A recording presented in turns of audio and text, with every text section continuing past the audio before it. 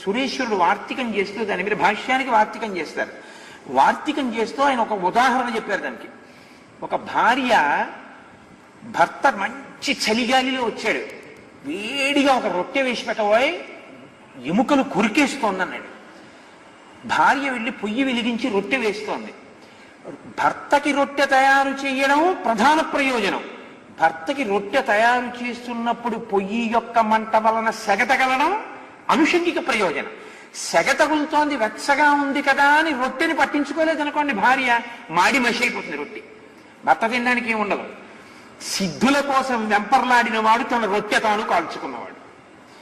సిద్ధుల్ని పక్కన పెట్టి తను తరించాలని ప్రయత్నించిన వాడు లోకాన్ని తరింపజేయగలిగిన సమర్థత ఎందు నిలబడినవాడు. అందుకే సిద్ధులు ప్రకటించడం అంత హేయమైన విషయం ఏదీ ఉండదు. తపస్సులు, జ్ఞానులు, మహాపురుషులు అటువంటి వాటి జోడు